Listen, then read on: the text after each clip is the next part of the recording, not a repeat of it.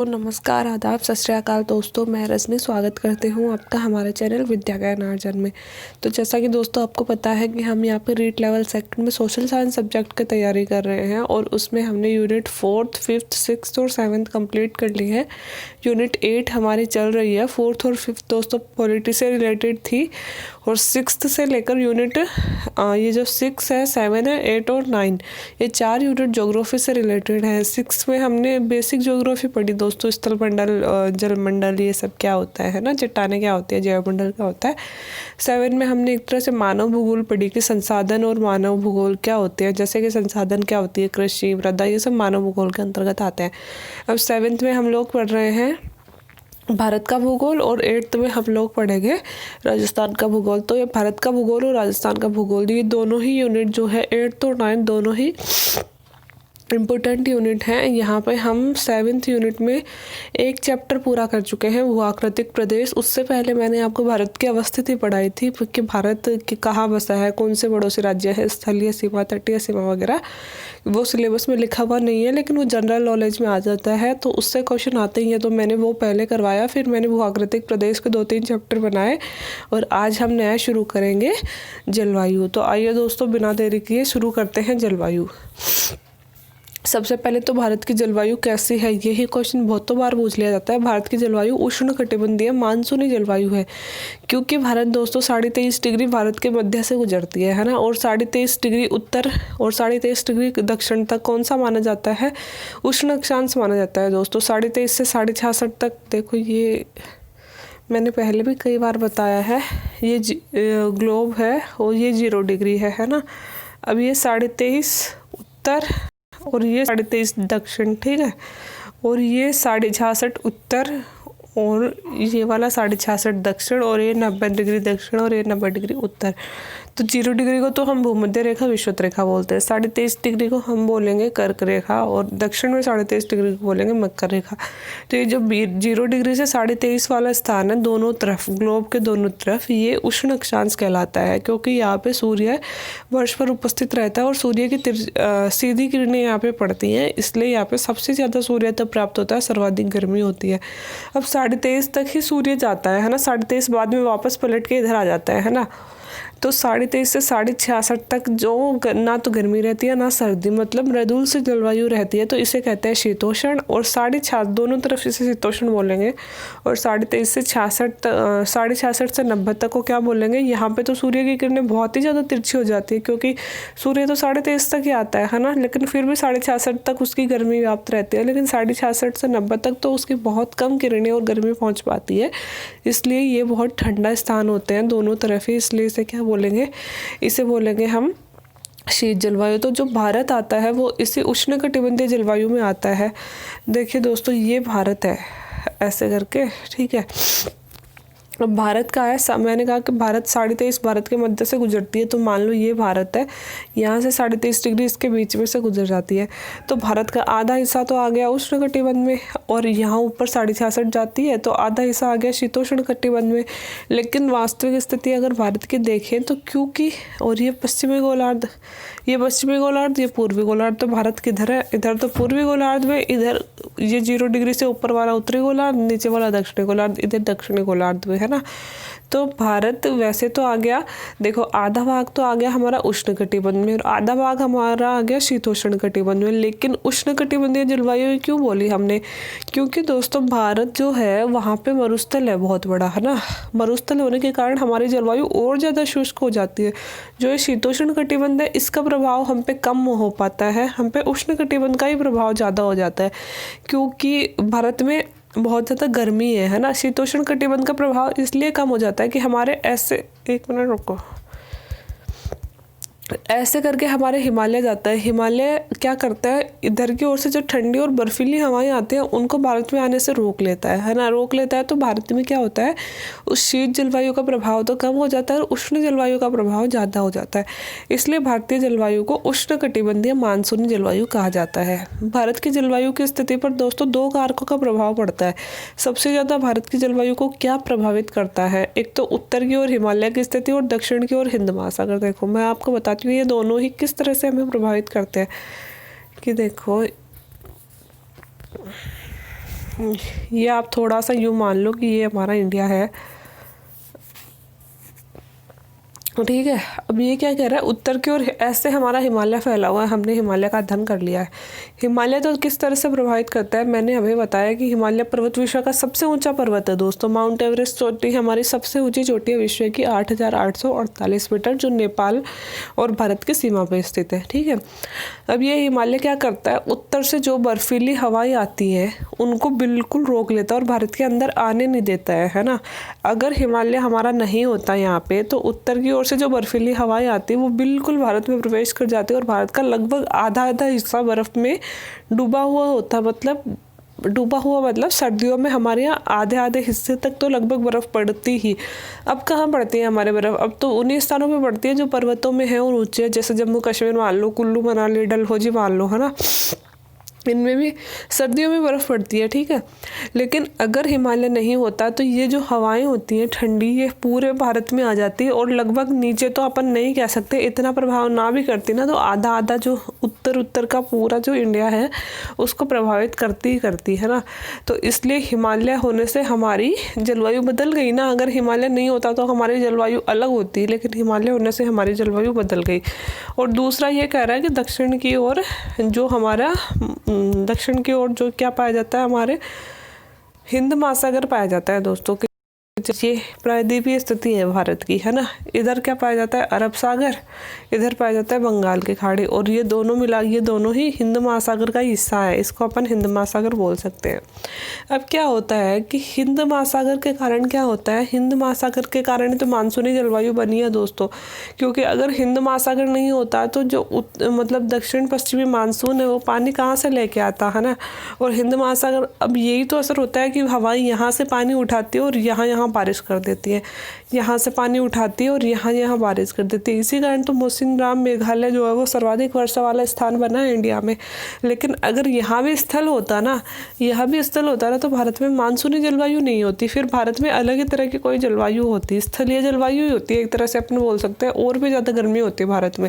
लेकिन एक तो समुद्र क्या करता है, समुद्र स्थल को ना तो बहुत ज़्यादा गर्म होने देता है और ना ही ठंडा होने देता है, जो भी उसके किनारे जो स्थल होते हैं। तो एक तो इस तरह से अपन ने पढ़ा है ना कि साउथ में जो है, जैसे केरल, कर्नाटक, तमिलनाडु, इनमें क्या होती है, आंध्रा में, पश्चिम बंगाल में, है ना, इनमें क्या होता है, ना तो बहुत ज़्यादा गर्मी पड़ती है ना ही बहुत ज़्यादा ठंड पड़ती है।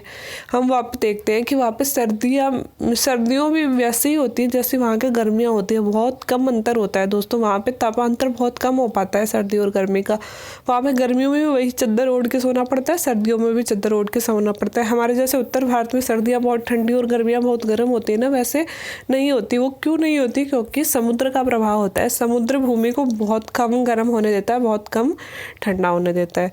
तो ये दोनों ही कारक हमारे जलवायु को प्रभावित करते हैं। अब दोस्तों भारत की जलवायु को हम 3 ऋतुओं से पढ़ेंगे, एक तो शीत ऋतु, ग्रीष्म ऋतु और वर्षा ऋतु। आज के लेक्चर में हम शीत ऋतु और ग्रीष्म ऋतु पढ़ेंगे, वर्षा ऋतु हम कल के लेक्चर में पढ़ेंगे, ठीक है। तो शीत ऋतु क्या होती है, शीत ऋतु में हमारे क्या क्या होता है, संपूर्ण भारत में इस समय उत्तरी पूर्वी मानसून का प्रभाव होता है। शीत ऋतु में आप सबने सुना होगा कि उत्तरी पूर्वी मानसून आता है, तो उत्तरी पूर्वी नाम है तो ऑब्वियसली जैसे उत्तरी पूर्वी नाम, लास्ट में समझाऊंगी सारी चीज़ें। उत्तरी पूर्वी नाम है तो वो उत्तर पूर्व दिशा से ही आता होगा, इतना अंदाजा आप लगा सकते हैं। उत्तरी मैदान में जनवरी और फरवरी के सबसे ठंडे महीने होते हैं। उत्तर में दोस्तों अपन आते हैं, राजस्थान वगैरह सब उत्तर में आता है, तो हमें पता है कि हमारे यहाँ पर जनवरी और फरवरी सबसे ज़्यादा ठंड पड़ती है, ठीक है। प्रायद्वीपीय भारत में कोई निश्चित शीत ऋतु नहीं होती। मैंने आपको बता ही दिया कि प्रायद्वीपीय भारत में कोई मतलब अपने जितनी ठंड वहाँ पर नहीं पड़ती है, इसलिए वहाँ पर स्पेशल शीत ऋतु नहीं बोल सकते। जैसे अपने जनवरी और फरवरी बहुत ठंडी होती है ना, ऐसे प्रायद्वीपीय भारत में नहीं होती। और इसके क्या कारण है, इसके कारण है समुद्र का समकारी प्रभाव और भूमध्य रेखा से निकटता। एक तो समुद्र का प्रभाव पड़ जाता है, दूसरा भूमध्य रेखा से निकटता। भूमध्य रेखा देखो दोस्तों, मैंने आपको ये बोला ना कि हमारे यहाँ से कर्क रेखा होके जाती है, ये ग्लोब है, ये 0 डिग्री, ये 23.5 डिग्री। भारत की स्थिति कुछ ऐसी है, बीच में से 23.5 जा रही है। तो जो 0 डिग्री रेखा है, जो सबसे गर्म होता है यहाँ पे स्थान, ये किसके पास में है? ये नीचे वाले देश भारत के पास में है ना। ऊपर से तो फिर भी दूर हो जाएगी, लेकिन नीचे से पास है, तो इसके जितना जो स्थान पास होगा वो उतना ही तो गर्म होगा ना। तो एक तो इस वजह से यहाँ पे गर्मी हो गई है ना, और दूसरा क्या है, समुद्र का प्रभाव। समुद्र यहाँ पे ना तो ठंड पड़ने देता है और ना ही बहुत ज़्यादा गर्मी होने देता है। तो ठीक है, 2 कारण हो गए कि क्यों वहाँ पे शीत ऋतु नहीं होती है स्पष्ट। एक तो समुद्र का प्रभाव हो जाता है, दूसरा वो भूमध्य रेखा से भी निकट है। हमारा जो प्रायद्वीपीय भारत है वो भूमध्य रेखा से निकट है, ठीक है। अब शीत ऋतु में भूमध्य सागर, ये भूमध्य रेखा नहीं है, ये भूमध्य सागर है। भूमध्य सागर से आने वाले चक्रवातों अर्थात पश्चिमी विक्षोभों के द्वारा उत्तरी पश्चिमी भारत में वर्षा होती है, जिसे हम मावट कहते हैं। देखो दोस्तों, हमारे शीत ऋतु की ये विशेषता है कि उत्तर पश्चिम दिशा से, मतलब उत्तर पश्चिम दिशा में हमारे भूमध्य सागर पड़ता है। भूमध्य सागर से कुछ चक्रवात उड़ते हैं जो कि भारत में प्रवेश करते हैं, और भारत में वो लगभग उत्तरी भारत को ही प्रभावित करते हैं। उन चक्रवातों से क्या होता है, उत्तरी भारत में, उत्तर जो पश्चिमी भारत है, पंजाब, हरियाणा और राजस्थान आप बोल सकते हैं, है ना। उत्तरी पश्चिमी भारत में इनसे वर्षा हो जाती है, तो इसे क्या कहते हैं हम, सर्दी में होने वाली वर्षा को क्या कहते हैं, मावट कहते हैं। और उत्तरी पूर्वी मानसून द्वारा बंगाल की खाड़ी से आर्द्रता ग्रहण करके कोरोमंडल तट पर वर्षा होती है। अब मैं आपको एक बार समझा देती हूँ। ये है भारत, ठीक है। अब ये कह रहा है कि शीतकाल में हमारे यहाँ पे मानसून आता है, ठीक है। उत्तरी पूर्वी मानसून की दिशा किस तरह होगी दोस्तों, ये पश्चिम दिशा है, ये पूर्व दिशा है, तो इस तरह से ही होंगी ना हवाएं। गर्मियों में दक्षिणी पश्चिमी मानसून आता है दोस्तों, उसकी दिशा इस तरह से होती है। तो ये तो आ रहा है समुद्र, या समुद्र से स्थल की ओर, तो समुद्र से आ रहा है तो पानी लेके आएगा, पानी लेके आएगा तो ये बारिश कर देगा यहाँ पे लगभग सारे भारत में ये बारिश कर देता है। ये तो दक्षिणी पश्चिमी मानसून। लेकिन सर्दियों में बारिश होती है उत्तरी पूर्वी मानसून से, तो उत्तरी पूर्वी, उत्तर और पूर्व दिशा की तरफ से आता है, लगभग आप यूँ मानो इधर से आता है ना। तो इधर से आता है तो इधर भी इधर तो कोई समुद्र नहीं है, इधर तो चाइना है, मंगोलिया है, रूस है ना। तो ये क्या करता है कि ये स्थल से स्थल की ओर ही आ रहा है, या फिर स्थल से समुद्र की ओर जा रहा है ना, आप ऐसा कह सकते हो। तो जो भी हवाएं स्थल से समुद्र की ओर चलेंगी, उनके पास तो पानी नहीं होगा ना, पानी नहीं होगा तो वो बारिश कहाँ से करेंगे, नहीं कर पाएंगे। लेकिन ये थोड़ी सी एक बात है कि उत्तरी पूर्वी जो मानसून है वो तमिलनाडु में वर्षा कर जाता है। वो कैसे कि जैसे कुछ हवाएं यहाँ से उत्तरी पूर्वी मानसून की बंगाल की खाड़ी में प्रवेश कर गई। अब बंगाल की खाड़ी से इन्होंने आर्द्रता ले ली, और ये निकलते निकलते ये जो हमारा कोरोमंडल का, देखो ये निकला हुआ सा तट दिख रहा है ना आपको, इसे कोरोमंडल तट बोलते हैं, अपन ने पढ़ा भी था। इस कोरोमंडल तट पे वर्षा कर जाती हैं ये, है ना। तो हमारा कोरोमंडल तट ऐसा है कि जो सर्दियों में बारिश प्राप्त करता है। क्यों वो प्राप्त करता है, अब आप ये मत सोचना कि वो भूमध्य सागरीय चक्रवातों से प्राप्त करता है, नहीं, वो उत्तरी पूर्वी मानसून से। देखो ये उत्तरी पूर्वी हवाएं आ रही हैं, इन्होंने बंगाल की खाड़ी से थोड़ा सा पानी उठाया, फिर इसका ये कोना निकला हुआ सा है, यहाँ ये कोना बीच में आ गया और यहाँ पे ये बारिश कर गई। तो तमिलनाडु ने उत्तरी पूर्वी मानसून से बारिश प्राप्त कर ली, है ना। इसके अलावा ये बोल रहे हैं कि भूमध्य सागर से चक्रवात आते हैं और वो उत्तरी पश्चिमी भारत में बारिश कर देते हैं। तो कौन से किस तरह के चक्रवात आते हैं, देखो ये बोल रहा है, इधर दोस्तों भूमध्य सागर है, इधर से आती हैं हवाएं, है ना, चक्रवात उठते हैं भूमध्य सागर में, और ये चक्रवात क्या करते जाते हैं, ऐसे भारत से भी होके जाते हैं थोड़ा सा। तो भारत का ये वाला जो क्षेत्र है, कौन सा, पंजाब, हरियाणा और थोड़ा सा राजस्थान का उत्तरी भाग, है ना, जैसे गंगानगर, हनुमानगढ़, जयपुर वगैरह, हमारा इनमें बारिश कर जाती है। तो इस बारिश को क्या कहते हैं, जो सर्दियों में बारिश होती है उसे मावट कहते हैं। तो हमारे जो उत्तर पश्चिमी भारत में वर्षा हो रही है दोस्तों, वो तो हो रही है भूमध्य सागरीय चक्रवातों से, ये चीज़ आप याद रखना। और जो तमिलनाडु में वर्षा हो रही है वो हो रही है उत्तरी पूर्वी मानसून से। तो बस यही शीतकालीन मानसून है, यही इसकी विशेषताएं हैं। शीत ऋतु है हमारी, इसकी विशेषता ये है। अब ग्रीष्म ऋतु पढ़ते हैं। 21 मार्च के बाद में जब सूर्य उत्तरायण होने लगता है तो दक्षिण भारत से उत्तर भारत के तापमान में बढ़ोतरी होने लगती है। तो ये क्या होता है कि देखो,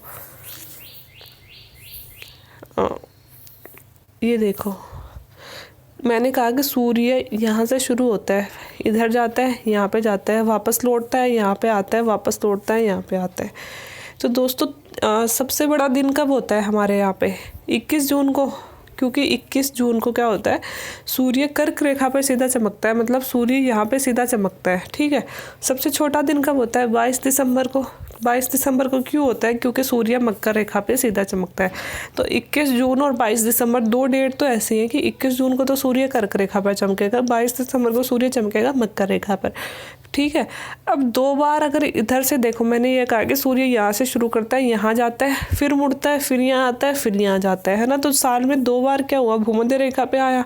तो वो कौन सी डेट है? वो है दोस्तों 21 मार्च और 23 सितंबर।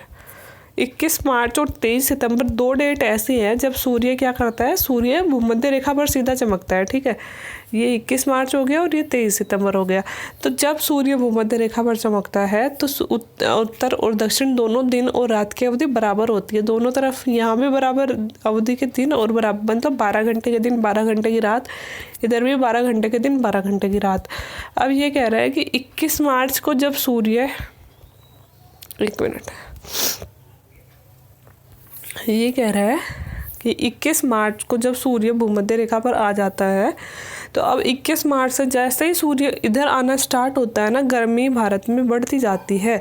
भारत में अब गर्मी बढ़ती जाएगी और भारत में क्या आएगा, ग्रीष्म ऋतु आएगी। और 21 जून को सूर्य यहाँ आ जाएगा कर्क रेखा पर। ठीक है, तो 21 जून को हमारे सबसे बड़ा दिन हो जाएगा क्योंकि कर्क रेखा पर आ जाएगा। 21 जून के बाद में दोस्तों वापस इधर जाना स्टार्ट हो जाएगा और 23 सितंबर को वापस कर्क रेखा पर पहुँच जाएगा, है ना। ठीक है, फिर 23 सितंबर को कर्क रेखा पर पहुँचेगा तो हमारे क्या होगा कि ठीक ठाक सा मौसम होने लग जाएगा, ना गर्मी ना सर्दी। फिर 22 दिसंबर को ये पहुंच जाएगा मकर रेखा पर।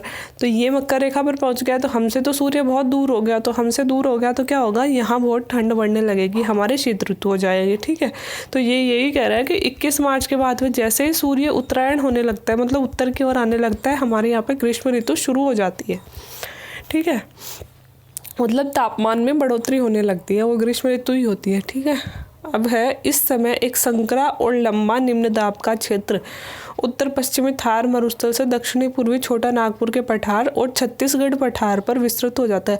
अब ग्रीष्म ऋतु में क्या होता है दोस्तों, मैंने आपको बोला था तापमान और वायुदाब में विपरीत संबंध होता है। जितना ज़्यादा तापमान बढ़ेगा वायुदाब उतना ही कम हो जाएगा, है ना। तो अगर सूर्य उत्तरायण हो रहा है 21 मार्च के बाद में, 21 जून को सूर्य कर्क रेखा पर पहुंचेगा तो क्या होगा कि तापमान बढ़ेगा, हमारी धरती तपने लगती है हमारी 21 जून तक तो बहुत ज़्यादा, है ना। तो क्या होता है कि तापमान बहुत ज़्यादा तो वायुदाब बहुत कम हो जाएगा भारत में। और भारत में जो छोटा नागपुर का पठार है, थार मरुस्थल है और छत्तीसगढ़, यहाँ वाला क्षेत्र दोस्तों कि ये देखिए, ये वाला छोटा नागपुर का पठार है, ये छत्तीसगढ़ है और ये है राजस्थान। तो ये सोच लो कि इधर जो है बहुत ज़्यादा धरती तपने लगती है, क्योंकि जितना ज़्यादा समुद्र से दूर होता जाएगा दोस्तों उतनी गर्मी हो जाती जाएगी। तो समुद्र तो यहाँ है तो ये तो फिर भी इतने गर्म नहीं होंगे, ये वाला क्षेत्र बहुत ज़्यादा गर्म हो जाता है। तो यहाँ क्या कह रहा है, ये यहाँ ऐसे कह रहा है कि एक संकरा निम्न दाब का क्षेत्र विकसित हो जाता है। ठीक है, उससे क्या होता है, मिनट, एक संकरा निम्न दाब का क्षेत्र विकसित हो जाता है। सर्वप्रमुख विशेषता क्या है ग्रीष्म ऋतु की, उष्ण और आर्द्र पवनें चलती हैं जिन्हें लू कहते हैं, जिनमें बहुत ज़्यादा गर्मी होती है और थोड़ी बहुत आर्द्रता होती है। ग्रीष्म ऋतु में चलती है ना हमारे राजस्थान में लू, उन्हें लू कहते हैं। ऐसे गर्म और उष्ण आर्द्र पवनों के मिलने से,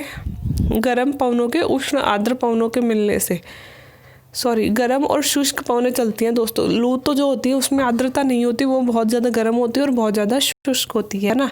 लेकिन ये क्या कह रहा है, जब ये गर्म और शुष्क पवनें होती हैं, वो कुछ जब आर्द्र पवनें समुद्र से कुछ हवाएं आती हैं जिनमें थोड़ी बहुत आर्द्रता होती है, उनसे अगर मिल जाती हैं, है ना, तो फिर भयंकर वर्षा होती है ना, और उससे प्रचंड तूफान आते हैं। जैसे हमारे नहीं होते दोस्तों, अप्रैल और मई में बहुत ज़्यादा बादल गरजते हैं, बिजली कड़कती है ना, और फिर बारिश आती है। तो वो यही वाले तूफान होते हैं कि बहुत ज़्यादा गर्म हवाएं जब थोड़ी बहुत आर्द्रता वाली पवनों से मिल जाती है ना, तो प्रचंड तूफान उत्पन्न होते हैं, जिन्हें राजस्थान में तो वज्र तूफान कहते हैं और पश्चिम बंगाल में काल वैसाखी और नार्वेस्टर बोलते हैं। ये नाम आप याद रखिएगा, ये अप्रैल मई में आते हैं लगभग, जिन्हें राजस्थान में वज्र तूफान और पश्चिम बंगाल में इन्हें काल वैसाखी और नार्वेस्टर बोलते हैं। ठीक है, केरल और कर्नाटक के तटीय भागों में ग्रीष्म ऋतु खत्म होते होते मानसून पूर्व की वर्षा होती है, जो आम के लिए लाभदायक होती है। इसे आम्र वर्षा कहते हैं। जो केरल और कर्नाटक का तट है दोस्तों नीचे वाला, वहाँ पे ग्रीष्म ऋतु जब खत्म होती है, मानसून तो दोस्तों 1 जून को आता है ना केरल में, 1 से 5 जून के मध्य, लेकिन जब मानसून आने से पहले है ना, बहुत ज़्यादा जब गर्मी हो जाती है ना, तो सवैनी तरंगों से वर्षा हो जाती है ना। तो वही वर्षा बता रहा है कि केरल और कर्नाटक में जब ग्रीष्म मानसून आने से पहले है ना, ग्रीष्म ऋतु में जो बारिश होती है वो क्या होती है, वहाँ की आम की जो फसल होती है उसके लिए अच्छी होती है, और वहाँ इसे आम्र वर्षा कहते हैं। ठीक है, और यही ये वर्षा जहाँ यह कॉफ़ी की फसल हेतु लाभदायक होती है, इसे कॉफ़ी वर्षा, चेरी ब्लॉसम और फूल भी इसे कहती है। ठीक है, तो ये नाम भी याद रखिएगा कि केरल और कर्नाटक में इसे आम्र वर्षा, कॉफ़ी वर्षा, फूलों की वर्षा, चेरी ब्लॉसम कहते हैं, और राजस्थान में जो अप्रैल मई में तूफान आते हैं उन्हें वज्र तूफान कहते हैं, पश्चिम बंगाल में इन्हें काल वैशाखी कहते हैं। तो ये थी दोस्तों हमारी शीत ऋतु और ग्रीष्म ऋतु। कल के टॉपिक में हम पढ़ेंगे वर्षा ऋतु, मानसून की उत्पत्ति, जेट स्ट्रीम का हमारे यहाँ प्रभाव, एल नीनो का प्रभाव, और ये सब अरब सागरीय शाखा, बंगाल की खाड़ी की शाखा, इन सब का अध्ययन करेंगे। तो आज के लिए इतना ही। अगर वीडियो अच्छा लगा हो तो प्लीज़ वीडियो को लाइक करें, चैनल को शेयर और सब्सक्राइब ज़रूर करें, और अगर कुछ नहीं समझ में आया हो तो नीचे कमेंट बॉक्स में कमेंट करके आप पूछ सकते हैं, मैं सॉल्यूशन दे दूँगी। Thank you very much.